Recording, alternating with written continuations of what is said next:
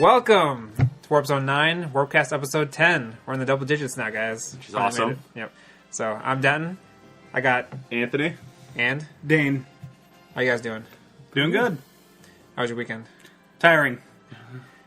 We went to a local convention this weekend. Yes, no RanCon. Had a lot of fun. Didn't get a lot of sleep, but that's the way it is. Did you play any games at the con? At the con, yes. My 3DS was mainly just there for Spot Pass and puzzle pieces. Mm-hmm. But I got in some classic gaming, relived a little bit of my childhood, borrowed out a copy of X3, like I was talking about last week. And so they had X3 there? Yeah. Okay. Yeah, and I was very happy. And then I played... I tried getting into the Smash tournament for 8-player Smash, and the list was, like, no. A mile long. There was... I don't know if you looked at it or not, but I would have been there for minimum 3 hours just to get into the 4-player games. Yep. That's part of the reason I don't... Part of the reason I don't go to tournaments usually. Although I did... Like, the past several years, they used to have a competition called the Mario Kart Generations Tournament, where you would start out with the newest Mario Kart on the consoles, and then you work your way back down to Super Mario Kart. Yeah, I remember that. They didn't have that this year.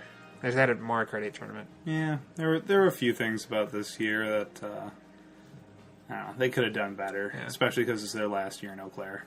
Did you, not Nintendo related, but did you play the Initial D arcade game? I did. Yeah. Right as the con was wrapping up, they said there was 45 minutes until the game room was closed up, but finally, after all weekend, even at like 3 in the morning, I was waiting for the Initial D, I think it was Stage 3 or whatever, arcade game to open up, and finally, in the last half hour, I was able to get a couple of games in. Yeah. I played that too, but just like always, I still suck at it, but I still love to play it. So much fun, though. See, I really regret not keeping my my driver's ID for that. I actually had mine, but it never asked for it, so I was like, okay, I guess it must be turned off or something. But they had the machine there. See, the funny thing is, it asked me for one. Did it ask? And then it said the machine couldn't issue any new ones, because, well, it's out. I still have mine in my wallet. Like, I never took it out of my wallet, and it's like, looks really beat up. Yeah, so I was wondering if this would work, but I'm going to find out if it did or not. Unfortunately. Did you play any games over the last week? Just Story of Seasons still. Got that last week. I've just been trying to play through it as much as possible. Yeah, it's funny. Shortly after like a day or two after that podcast, I read an article about they interviewed somebody at the company that makes that game. Yep. And they asked him about, after the name change, did you want to change anything with the game? And like, no, just keep it the same as it's always been. Yeah, it's more than the last couple Harvest Moons. It's more back to the core. Other than the way you sell stuff. Now it's like little caravan stuff, which is interesting. Is there like a Street Pass function in that game? I think you can do like multiplayer online. I don't think there's a Street Pass though. Be cool if you could. I don't know. There's got to be ideas there. I've yet to Street Pass anybody else that has the game, so that might be part of it. More niche than like Mario Kart or Smash Bros. Yeah, which is why I'm cool with the online. Like you can go to like other people's towns and you can set up your own little caravan to sell items. Mm-hmm. So you can go buy stuff from them or go like take care of their animals and get products and stuff. Street Pass is also really tough these days because the system can only let you have like 10 or 15 like street active games, and it's like you gotta choose, which is getting harder. Harder as you go now. Yeah. So to the news we go. So Nintendo announced that Best Buy will be getting an exclusive Wii U bundle featuring Splatoon, which would be cool. But I already have a Wii U, so. Yeah, so they announced that it'll be the deluxe 32 gigabyte Wii U. It'll come with a digital code to download Splatoon, and then it'll be pre-installed with Nintendo Land. It's just going to be the standard deluxe, though? Yeah, like the same system. Nothing special. I think it'd be cool if it was paint. Like, that's why I'm glad I got my Zelda one. Yeah. Like, because the paint job, it just looks sweet. I mean, yeah, you can get custom ones, but still. Yeah. It's not like the old days where, like on the 64, they had like a million different colors, and on GameCube, they even had like my green Donkey Kong 64 one. Yeah, exactly. So it's out, and the system is also that's coming out on the day Splatoon comes out May 29th. Europe is also getting it on 6/19. So you were talking about Mega Man X. So Inafune, the creator of Mega Man, he wasn't interviewed, but Takuya Aizu from Inti Crates was interviewed, and he worked on some of the games, the Mega Man games back in the day. So this is a quote from an interview of him, and regarding Mega Man X and Mega Man Zero, which is what they worked on the Mega Man Zero games. It says Capcom, the company itself, wanted to keep on creating the X series. That's the reason why both the X series and the Zero series ran in parallel. Our two teams had no communication with each other, so literally he would see the press releases and read them and be like, "Oh, okay, this part is overlapping too much, or maybe we should change something." Or, "Oh, our concepts are too far apart, so maybe we should make it a little closer to what they are creating." Those X games were not created by Inafune. He was working on the Battle Network games at the time. Maybe it's not appropriate for me to talk about this since it's more of something that Inafune should discuss himself, but my perspective as an outsider observing the situation is that it was kind of like he wanted to continue working on those side-scrolling Mega Man games, but they were kind of taken away from him. So that's why he started the Zero series. So I think he probably worked on like the first Mega Man X, and then down the road during like the Game Boy Advance era, they pushed him onto the Mega Man Network, Battle Network games. Have you played those? Played a couple, yeah. It was just kind of a different spin on it. I enjoyed it, but if I remember correctly, there was self-imposed difficulties, like only using your basic equipment wasn't possible against the final bosses. You had to use a special weapon against the final boss. Did you play them? Yeah, I played the first one, especially. I played that so many times. Yeah, I think that was the one. Yeah, and then there was, I don't remember which one it was, but when they had the two versions, I know my brother bought both. Specifically because I had stopped playing them, and so he's like, well, if I buy it, will you play it? So I was like, fine. That was like the later versions. They started doing the Pokemon thing where they came out with like two versions, like a black version, white version, or whatever. So, more comments is it didn't serve well for the company to have a series in which X is the hero, and then another title where the same hero gets killed off. So I guess in the original storyline, at the end of the game, they're going to have X get killed off, like the actual X. Yeah. And then at the very last minute, they rewrote it so that it was actually just a copy of X, because Capcom didn't want X, who was the protagonist in the other series, to be killed off. So they changed the story slightly.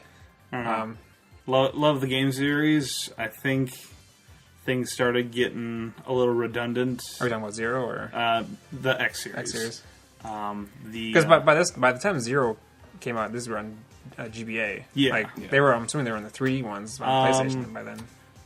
I think they had X5 out, and I think that is where they really should have cut it, because then they tried taking it into a 2.5 3D-esque, and apparently it didn't fare very well. Yeah. The writing, as good as writing can get for those kind of games, went downhill pretty quick. Yeah, so when they first created Mega Man Zero, they were not planning to make any sequels for it. After the first Zero's release, the sales were strong enough that Capcom wanted to create a sequel. When planning the sequel, the decision was made to make 2 games. As development on Mega Man Zero 2 began, they also had the story for Mega Man Zero 3 in mind for the series. After they finished creating Zero 3, they actually didn't want to make a 4th entry. Scenario-wise, the story was complete. In their minds, they felt that the ending to Zero 3 was a really clean way of completing the scenario. But, of course, Capcom approached them to create another game in the series. Their initial plan was to create a game in which was basically Mega Man Zero 1.5, a story between 1 and 2, which was their way of compromising. Capcom, however, wanted them to create a true Zero 4 instead of 1.5, so they started to rethink things. Developers were very happy with the result. The game they created was very satisfying in their opinion. They also decided that at that point that they didn't want to make a Mega Man 5. So what did they do? They killed Zero off so they wouldn't have to make a 5th game. I bet they regret spoiler not doing that alerts. for the 3rd. Yeah, I should probably say that before that the spoiler, because even for me it's kind of a spoiler because I've never played these games, but I do own, like, they made a or whatever, the collection on DS. Yeah. I just haven't gotten around to playing it. So it's one of those, it's a spoiler, but at the same time, like, if you know the reason they did it was so they didn't have to make another sequel, like, odds are it doesn't really affect, like, the overall story as much. Like, it's just kind of like, oh, we don't want to make any more, so let's make sure to have him die at the end. Yeah. So how do you feel about, like, the state of Mega Man right now in the world? He's getting the most love from Nintendo, it seems like. Right now they're doing, or next month they're gearing up for Mega May. Mm-hmm. Like, Capcom's like, oh, you vote for your favorite. Oh, okay, so you're just talking about Mega Man in general, not... I thought that they were kind of canning Mega Man as a whole. I mean, that's why the lead developer for Mega Man went off and did Mighty Number 9. Yeah, Mighty Number 9. Well, I think he left because Capcom wasn't letting him do anything with Mega Man. Yeah, because many people are, like, practically at this point begging for Legends 3. Mm-hmm. Yeah. Just people want it to happen, wanted to happen. So many people liked it. I don't know how it did for sales, but people are just begging because it was a fun game, and it's going nowhere. Yeah, it's kind of sad because there's a lot of Mega Man love in like Smash Brothers. Like it's the most. I wonder if that's not part of it though too. I mean, Smash seems a good way to revitalize characters. Yeah, I feel like that was a missed opportunity. Like Capcom should have had something Mega Man related in the works, like around sooner. time. So like, it came out right around. Yeah, Smash Brothers. Be like, oh, this guy looks awesome. I want to play his game. And that's Yeah, your game that you can go and play. At the same time, though, I don't know if they thought he was going to be as popular. I mean, I people are going to play him because people remember Mega Man. I mean, but just a few years ago, they did release couple of new Mega Man titles, not X or any of the spin-offs, just actual Mega Man 9 and 10 for digital download on, I don't know if it was actually on the Wii. I know it was on the 360 and the PlayStation, but went way back to the 8-bit era, took out a whole bunch of abilities, like they got rid of the slide, I think they got rid of the charge gun, or at least weakened it. Oh, you mean Mega Man 9 and 10? Yeah. But yeah, those were on. That was on Wii as well? Wii and Okay. 360 and PS3. Okay. Yeah. But Yeah. and I thought that was a neat way to kind of bring back the retro feel for everything. Yeah. And then they didn't bring back anymore. Yeah. It seems like they did. I mean, obviously 9 did well enough where they made a 10th, so I'm sure 10 probably did pretty well as well. Yeah. So, Capcom, you're dropping the ball. Come on, guys. yeah. So Nintendo stock has been has been doing very well since they announced the whole mobile thing with DNA. So Nintendo is seeing its best market position in 4 years. Nintendo's market cap is currently at $24 billion US. It's almost double what it was in January. yeah. Wow. Yeah. That's the power of mobile. It'll be interesting to see, though, what happens once stuff starts coming out. Oh, yeah. Yeah. And then that makes me question the layoffs from DNA. Yeah. I mean, huge market shares coming in. You want a better team, you want a stronger team to be able to create better content. But Well, unless they lay off a bunch of people, just they're going to turn around and hire a bunch in okay. 6 months. Okay, yeah. They're going to try to pull some people from other places to get the best of the best. Yeah, okay. So long as they do something like that. Yeah. Hopefully things work out positively and we don't hear about more stuff on DNA's end where they're like, oh, we're laying a bunch of people off. And Yeah, so it wasn't a bad idea. because you never hear that stuff coming out of Nintendo. Like, you never hear about massive layoffs at Nintendo. No, you hear about CEOs taking massive pay cuts. Yeah, so exactly. they don't have to, yeah. Oh, this flopped kind of, sort of? Okay, so we're going to chop the price on the 3DS, and I'll take a pay cut. And then we'll give you 20 free games. Yeah. Any American company would lay off hundreds, if not thousands, of people before a CEO would take a massive pay cut. Exactly. So you gotta give them props for that. We got some information that Nintendo will make more content for Splatoon post-release, DLC as it were. This is coming from an interview with the producer on Splatoon, Hisashi Nagami. He says, we can't go into a lot of detail on that today, but we do have some plans to follow up with the content to keep interest in the game post-launch. We on the development team are thinking of the launch as the first step of sorts. We hope to add to that in terms of content, and even to that degree, we're hoping that this will become a franchise that Nintendo can be proud of. So, is there anything you don't know about that's going to be in the post game that you'd like to see as DLC? I mean, even if they just release like Mario Kart does, where they do like tracks, they do like a couple different maps every so often, like just to add a little bit more like replayability. Yeah. Because it's a shooter, so I mean you could play it as much as you want because everything's going to be different every time. But at the same time, you sometimes get sick of the same maps. I think so, yeah. Like you said, you put in some new maps, especially if it's done well enough that people are going to be interested in playing it and actually actively playing it, where you have a player queue of 5 to 10,000 or more waiting for matches.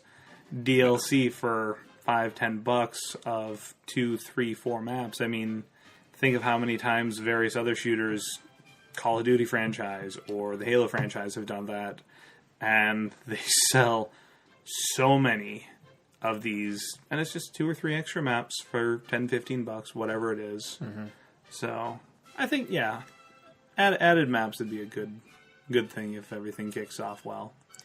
How do you feel about the way Nintendo did the Mario Kart DLC, where you could like pre-order it in advance, and then they show you what you're going to get, like on the character screen? I did like that. Well, I take that back. I liked it, but I didn't like it because I don't read stuff through all the way. So when I initially got it, it made it look like when I saw the characters that, I could play the characters already, but the tracks and everything else wasn't unlocked. And so when you went down to select it, it'd take you to the buy screen again. Mm-hmm. And I was like, oh, man. I mean, it was fine because it was my own fault, but at the same time, yeah, it was still cool because then you're like, so excited for them. Yeah, they just gave you multicolored Yoshis, I believe, when you bought and it. Shy Guys. And Shy Guys. I believe it was Yoshi's and Shy Guys. Have you had a chance to play the Mario Kart 8 DLC yet? I have not. We actually have decided we're going to download it tomorrow, and then we're getting a bunch of people to come over on Wednesday. So to play through it all, because we will be able to play the 200cc. We've already beaten all the 150cc, so I mean, we should be able to just go right into it. Yeah. But yeah, the 200cc is insane. Like it completely changes the way you drive on all these old courses. Because like sometimes normally you would go off multiple ramps. You go off one ramp, then you land on another. And and then now you just like overshoot all the other ramps after going off the first one. Have you played the Excited Bike level yet? Not yet. I can only imagine if you're going fast enough, you're gonna be able to like skip the entire straightaway. If there's a big ramp right away, you're just gonna jump the entire straightaway. So, speaking of the Mario Kart 8 DLC, we do have some notes on it. In terms of what was added, the content, I got 9 new amiibo suits, 200cc class added, Grand Prix. You must beat all cups on 150cc to play the Grand Prix on 200cc. Versus race, 200cc can be selected from the beginning. Online play, custom rules, 200cc can be selected from the beginning. Friend lobby, 200cc can be selected from the beginning. Tournament settings, 200cc can be selected from the beginning. When you brake while drifting in 200cc mode, sparks will fly from your tires. Braking now possible while drifting using the Wii remote by pushing B, 1 and 2 buttons at the same time. Able to add CPU players to online custom rules, but only human players will count for scoring. Pressing the minus button on the following controllers will now put the map on screen. Wii U Pro Controller, Classic Controller, Wii Remote plus Nunchuck. The screens on the Animal Crossing course are... the seasons on the Animal Crossing courses are random except in Time Attack, which is limited to summer only. 10 new stamps added for use in Miiverse posts, and then other bug fixes. Yeah. So, I do like that, obviously, they made it so you can do the 200cc online even if you didn't get the download. Which makes sense, because people are still going to want to do it competitively. But if all you do is race, like you just want it to race online, well, there you go. You don't have to... I don't know why you wouldn't buy it, but you don't have to. Yeah. yeah, so there's a lot of good content there. I think Nintendo really knocked out of the park with that DLC. That's a good example of DLC gone right. Yeah. So the Nintendo downloads for this past Thursday, of course, we got the Mario Kart 8 update and the DLC pack 2. I was up Wednesday night going into Thursday morning, and I was just doing stuff, and it was like 3 in the morning is when it went live. And I was like, I started downloading the update, it took forever, and then I finally started to install the update, and I was like, I gotta go to bed. This is like 4 in the morning. I'd imagine the download probably took forever because there's a bunch of people that were waiting until it went live. Yeah, so many people were trying to download it all at once. Yeah. So Pack 2 is sold separately for $7.99 if you haven't gotten it already, or you can buy a bundle with Pack 1 for $11.99 from the in-game shop or the Nintendo eShop. Yeah, and if you don't have Pack 1, get them both. Yeah. I mean, especially at that price. Exactly. I mean, It's you just save a $3. ton of money, and Pack 1 has some awesome courses as well. Yep. Other releases, got the Super Smash Bros. DLC Mewtwo starting April 28th. You'll be able, if you didn't get him free through Club Nintendo, you can now buy him. You can buy him individually for the Wii U or 3DS version for $3.99, or you can buy him for both versions for $4.99. Other releases got Mario Kart DS on the Wii U Virtual Console and Cube Creator 3D on the 3DS eShop. So Cube Creator is kind of like, I haven't played it, but it kind of looks like a Minecraft type of game. So can't get Minecraft on the 3DS, so someone's like, okay, well, I'll make a game like it. So I'm kind of interested in it. I might want to check it out. We got some comments regarding the success of Amiibo from James Honeywell at Nintendo UK. And this is from an interview via MCV. He says, right from the outset, we hoped that Amiibo would be strong, but even our expectations have been smashed. With a unique lineup of iconic characters that are loved by so many people, it really has been unprecedented. We hope to do a better job of satisfying those needs in the future with more stock, and while there are always going to be some times when we can't on certain characters, I suspect that is also part of the appeal. What we hadn't anticipated was that a number of collectors wanting to get them all. This has seen demand exceed supply in some areas, although if you search around, you can still find some of the more hard-to-find amiibo sitting on shelves. So I'm sure that might be true for UK or Europe, but for North America, it's like, yeah, right. Here, people will scour every big box retailer, every place that would conceivably carry them. Mm-hmm. But you guys did know that the GameCube control adapters, just like this last week, are finally now starting to get in regular supply. Like, you can just go on Amazon and buy them for actual retail price. Yeah. And Saturday, the Majora's Mask 3D XL was up all day for purchase. Like, There's still, I think it's still up on Walmart. I think still had it earlier today when I looked. I don't need another one, so it's not. Yeah. So hopefully someday we'll just be able to go out to GameStop and be like, oh, they got Villager. Awesome. Well, I don't even mind doing them online. Yeah. If you can get them, I mean, I don't mind getting it shipped to my house, whatever. Mm-hmm. It's just if you can get it for, I mean, I don't even mind, like the people that buy them all, I'll even give them, a couple extra bucks. I don't mind paying $15, $16 for it. I just don't want to spend 90, $80, $90 for damn Little Mac. Mm-hmm. So we got more comments on DLC. This is coming from Sakurai in regards to the DLC in Super Smash Brothers. So he says, these days the quote DLC scam has become quite the epidemic, charging customers extra money to complete what was essentially an unfinished product.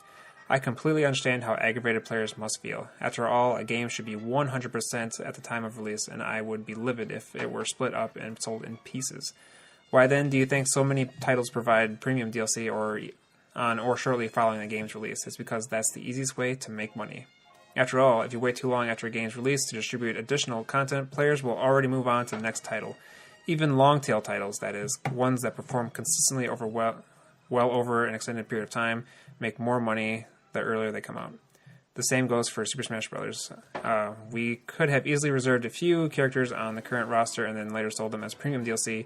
A considerable amount of work went into development, and the game would have already featured a ton of content. Plus, if you were looking to make a profit, DLC would be the way to go. Development is more costly than ever, yet the price of games has remained the same, so more income would help offset that imbalance. However, the DLC we're releasing for Super Smash Bros. Is authentic, developed only after we finish working on the main game. Of course, said content will come to you as a premium as compensation for the work put into developing additional content post-production. Nintendo has the final say on the price, but given the number of man-hours spent on the creation of this DLC, I'd say it's a great deal. Would you agree? Yeah. Have you guys ever bought a game and felt burned by DLC that they bought? My thing is launch day DLC. Yeah. If it comes out like a month or two after the game is launched, fine. I understand you're working on it, polishing stuff up after the game had already launched. But even if you've been working on it since the game is finished before it hits shelves, if it's ready to go on the game, I think it should be just free DLC with an update. What was the... there was a recent one where gamers out everywhere had just an outcry because it was found to be day one DLC, but it was on disc content that the DLC just... The one that I remember that was significant was Resident Evil 5. It had the multiplayer you had to buy, but when you download it, it's just like a few kilobytes and just unlocked the disc. Yeah, I remember something like that, yeah. So I'm sure there's other examples. That's even worse. If it's already on there on a disc, because that means it was ready to go at launch. Like, it didn't need an update. It just needed someone to unlock it. Yeah. It's so disappointing when it's just a grab for a few extra dollars. Fortunately, there's been a lot of outcry, and people have called out companies that have done this, so I think that's kind of, you don't see that very much anymore. Maybe it's still happening, but... well, now they just wait a month or two and then release it then. Right. Well, you still have people I know, searching for... People still data mine. Yeah, exactly. So, more Amiibo news. Employees at Fred & Myers found the SKU for the Silver Mario Amiibo in their system. Ooh. So, the screenshot was taken of the computer system, and then someone from Target took the UPC and also found it in their system. So Target has it as well, and it's showing a release date of May 29th, which is the big day. The Splatoon comes out, and all the way for Amiibo. So May 29th is going to be a big day for Amiibo hunters. So how would you feel if you were that particular person? You're in the back room, going through, and all of a sudden you're just like, wait, when did these get here? Yeah, I mean, they didn't actually have the product. They just found the SKU. Well, right, but just the day it comes in, say these guys never found this, which in this day and age kind of unlikely, but you found it, all of a sudden it's just like, wait a second, where did this come from? What would I do? Yeah. I'd probably see if it goes to the register, I guess. Hide it. Yeah. Hide it and get it off the clock. Well, I'd start planning the best way to get a hold of it, I guess. You just collaborate with the people that work there. Yeah. And that's kind of what I did with the Gold Mario, so. I got information on the update to Super Smash Bros. The patch brings the current version of the game up to 1.0.7, which, with the only notes in the patch being in regards to a Mewtwo glitch. Wii U patch requires 21 megabytes of free space on your Wii U internal or external hard memory. Nintendo 3DS patch requires 1,715 blocks of free space available on your SD card. So this is to fix a glitch that where if you had completed like all the modes with other characters and then you tried to do it with Mewtwo, it would corrupt your save where you couldn't play online. Yeah. So now Nintendo has an update for that. We got Nintendo on Friday held a Xenoblade Chronicles X video showcase, and it's been a while since they've shown anything for that game in North America. So it's nice to see that they are acknowledging that it's still on its way to the West. They showed off. So in the game, you can pilot these mechs. In Japan, they're called dolls. In America, they're renaming those to skells. So it might be short for like exoskeleton or something. Yeah. So how do you feel about that in terms of localization? Do you think it'll help? Like if they kept the name dolls, you think that would have been a problem with some people? Like, oh, dolls. Like, why are they called dolls? Maybe, but I feel like most people that get these kinds of games, I mean, the naming really doesn't matter. Yeah, I mean, it's not like they're advertising on the box like, oh, you play. That's what I mean. It's not like it's you're gonna play with dolls, like, and that's it. There's no pictures of a mech or anything. Like, then I would say, okay, I understand. But yeah. Yep. They also showed the English names for the different continents available for exploration in the game. You got Primordia, which is the first area, Noctilium, the Forest of Nightglow, Oblivia, the Valley of Oblivion, Sylvalum, the continent of the white trees, and CAULDROS, the continent of the black steel. And they showed all those in the video showcase. So the game is looking amazing. It's coming out real soon in Japan. So it'll probably be when they were playing it on the video showcase, everything was still in Japanese, like all the menus and stuff. So I'm sure it's probably going to be a while before we actually see it released here. Lots of localization on that one. I would imagine that's going to be not a nightmare, but a lot of man hours. Yeah. Yeah, a lot of man hours. So Natsume did a Q&A on their Tumblr page, which is something they do. Someone in their communities takes questions from the fans and answers them. One question was in regards to them releasing more of their Super Nintendo games onto the Virtual Console, and they said that Nintendo's interest has moved on to other classic systems and that they have no plans to release any more games on there. Yeah, because Nintendo's slowly going to start switching towards, well, then I kind of already have to some extent, the 64. They're slowly getting their way through. Yeah, but at the same time, it's like you want more games for every system that comes out. Well, and it could be, though, once they start getting into the 64 a little bit more, they might start doing some of the older ones again. I mean, they slowly made their way through. I mean, they started with the NES was really the big one initially that they did, and then into Super Nintendo, and then they still had some NES ones. So hopefully they won't completely ignore Super Nintendo, but... Yeah, I mean, I feel like there's so many games that are still available in the Wii shop that are not on the Wii U shop. Wow, and that's true too. Yeah, and some of it has to do with third parties. Like you can get like Final Fantasy 2 and 3 and Chrono Trigger on the Wii shop, but like Square hasn't released anything on the Wii U eShop or 3DS eShop. Come on, Square. Yeah, quit dropping the ball. Where you at? Other release dates, we got a release date for Amiibo Tap, Nintendo's Greatest Bits. That's been confirmed for April 30th. So that's the free software where you just tap an Amiibo to your gamepad and you get to play a 3-minute section of a classic NES or Super Nintendo game. So it's kind of like playing a demo, basically, of the game. Or you can see it as like a challenge, like see what you can do in 3 minutes. Which could be cool if they add stuff like that, like most points or whatever, you know? Yeah. So that'll be cool. I'll probably dig around a little bit. Speed runs. Well, because, you could do, like, fastest time, like, depending on the game, most points, most coins, whatever, and you can just have leaderboards for each one, so you can try for different things. So hopefully Nintendo pushes that out to systems so that, like, kids that aren't familiar with this release or whatever just wake up one morning, it's on their Wii U, and be like, oh, I'll tap my Amiibo and play this game I've never played before. And it'll help people get, because, I mean, a lot of the Amiibos are characters that have games that are that have new games or newish games that, I mean, oh, this old school game's kind of cool. I've never played with this person before. Let's go see, other than like Smash. Yeah. Let's go see what other games they have.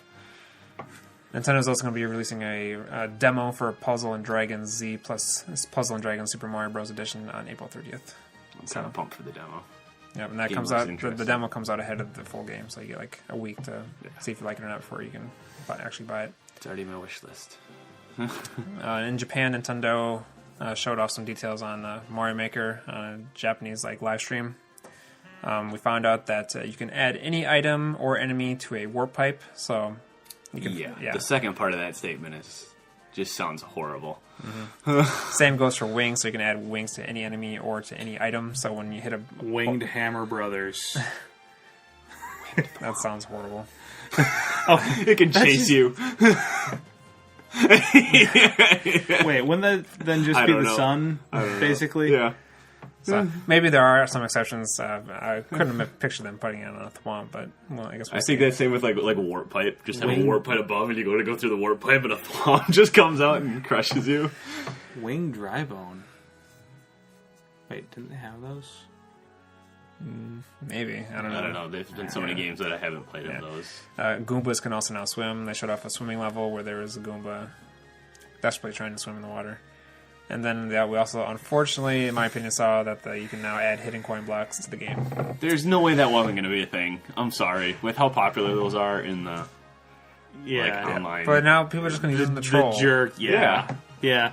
Hey, look, here's this ultra-wide sinkhole that you can only jump through when you're at the very edge at a full run, and just whole row of... You just need to learn to not trust anybody. It's funny, too, because when they showed it in the live stream, they used it as a troll. Oh, yeah, of course they did. No, it'll be one of those, I mean, as long as you can, rank up and down, the levels that you play of other people's... Because then, I mean, if it's legitimately unbeatable or something, people will just downvote it. And then it'll never, Yeah. Because it's one thing, you can troll, but at the same time, most people aren't going to spend... If it's super hard, a lot of people are just going to say, fine, and go to the next one. Some people will try to beat it. Well, yeah, there's a difference between super hard, like the jerk Mario games that have been out for a while now, and then the just absolutely impossible... Well, that's, where, you start the game, and you fall onto a pit of spikes. Yep. That's all it is. Yeah. What's the point, guys? Come on. Yeah, it was a few months ago. Someone came over and here, we played this, and they handed me the computer, and it was one of those where you play as a little bunny or something. It's like a Mario knockoff, but it's the troll coin blocks. I was like, I know about this, but I don't want to play it, please. But then I played it anyway, and then I was getting really angry at it. That's I'm going to beat this. Yeah, I got it. That's the problem. You play it for 10 minutes, and you're like, okay, now it's just a matter of pride. Now I have to beat this. I know it's possible. I've seen people do it. And then your friend's laptop goes sailing across the room. I'm done! So I saw you were excited about this on Nintendo, or probably the Pokemon Company revealed that Gengar is going to be a playable fighter in Pocket Fighters. I am. I've always liked Gengar. He's been one of those... I mean, he's one of the reasons that I bought my brother Blue version of Pokemon so I could get one. Because none of my friends had it. And so I wanted to be able to trade my Haunter to get Gengar. And Pocket Fighters, of course, being the arcade fighting game being developed by Bandai Namco in Japan currently. Currently we don't know if it's going to be released in North America. Of course, because of the state of arcades in North America. Probably going to be tough sell. Oh, it's an actual arcade cabinet? Yeah, right now it's just an arcade game. It's not coming to Wii U. There's no big announcement, but you can probably expect that eventually it'll come to Wii U, but right now it's just arcades.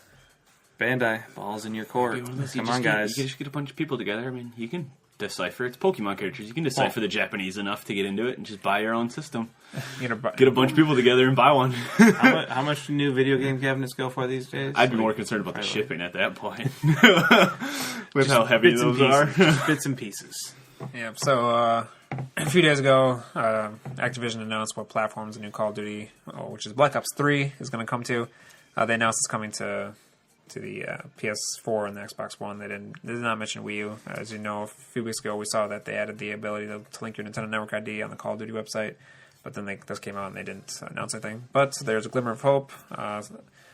There was a quote from an interview somewhere, and they said, we're working on Xbox One, PS4, and PC, and that's it, he added. As for the other platforms, such as the PlayStation 3, Xbox 360, and stop smirking in the back, Wii U, we were directed to Activision, which said it had no further platform announcements at this time. So, it's not looking good, but I guess there's still just a tiny glimmer of hope that we'll see it on Wii U. Even if it is, I don't think the sales will. Yeah. Even if they do it, I think it'll be the last one then. Think of the demographic. I mean, most people who have a Wii U are going for the fun titles, the Mario titles, the kid-friendly, family-friendly. As cool as it could be to, well, as some of the shooter games on the Wii U have been, I don't think there's a dedicated enough fan base. Like, they would probably see maybe 100,000 sales if they were lucky through the entire lifespan. So, on any of the older Nintendo systems, have you guys ever bought a third-party title that was available on all systems when you bought it on the GameCube or Wii or whatever? I'm sure I had to have. I mean, I don't even know how many, probably over 250, 300 GameCube games. Yeah. I bought the ones where they threw Nintendo fans a bone, like NBA Street 2, which had Mario, Luigi, yeah. Peach Okay, as playable I had characters. that one, yep. And there was a boxing game, what's it called? What are the boxing games that EA makes? They featured... Night Fight? No. Shoot. I know exactly what you're talking about, though. King of the Ring? No, it wasn't King of the Ring. But it featured Little Mac as a playable character, and then you can also unlock Super Punch-Out in the game. So I bought that, and I also bought SSX, the last one they made on that generation, that had Mario, Peach, and Luigi also as playable characters. Oh, well, that's neat.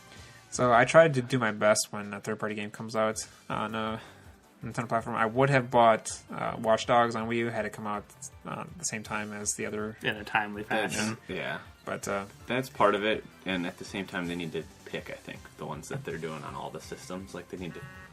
Because the shooters really aren't... Or you have people like me that have the... I mean, I don't care for any of the other new systems other than the Wii U. So I have my PC for the high graphic games, and then I have the Wii U for the fun or party games. Perfect example of... I just thought of it.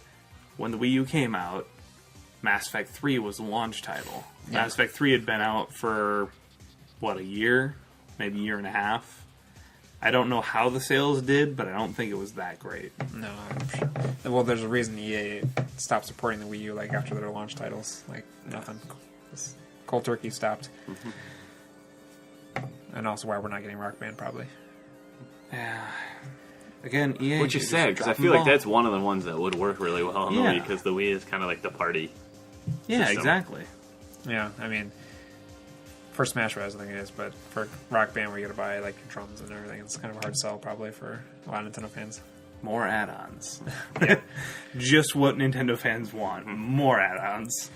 So that's all I have for the highlights of the previous week. But as of this recording, this is the day that the Greninja amiibo pre-orders went live at Toys R Us this morning. So this morning, were you up? I was up. I got up at 8.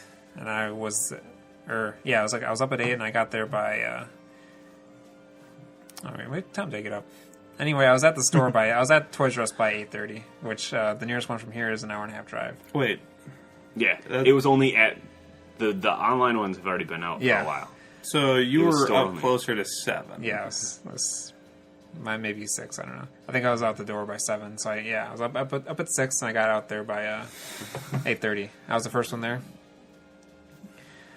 So, how bad was the line? It wasn't bad at all, actually. No? Yeah. I was there at 8:30, and then 10 minutes later, a family showed up of 3. And it was 2 parents and their kid. But it was the father that was there, the reason they were there. Yeah. Okay. He was the amiibo hunter. And then there was 2 other guys behind them, so total of 6 counting me. Sounds like the ones that you're actually standing in line for, you're kind of getting lucky. Yeah. Well, a lot of people now a lot of people I don't think realize, when stores do it, that it's guaranteed stock for the store. They just assume it's from the same. So they figure, I didn't get the online pre-order, I ain't gonna get a. Yeah. Yeah, I totally missed out on the online pre-orders for Greninja because they went out up at 3 in the morning, whatever it was, and missed out. So this was my only choice. I still say they need to backpedal on that. They really should have. Yeah, it's probably a little too late at this point, but. It'd be nice. Hopefully there'll be another chance. I think they're probably going to put some more up for order on when it comes out, so you just got to be at the computer ready. Yeah. And that's a big day. That's the day Jigglypuff comes out at Target, and I'm sure there's probably going to be some Greninja you can buy at Toys R Us stores that day that sadly pre-ordered ones, I'd imagine. I would imagine they'll have something. Yeah, probably a little bit more, a few more. Yeah, it's going to be a big day that Friday.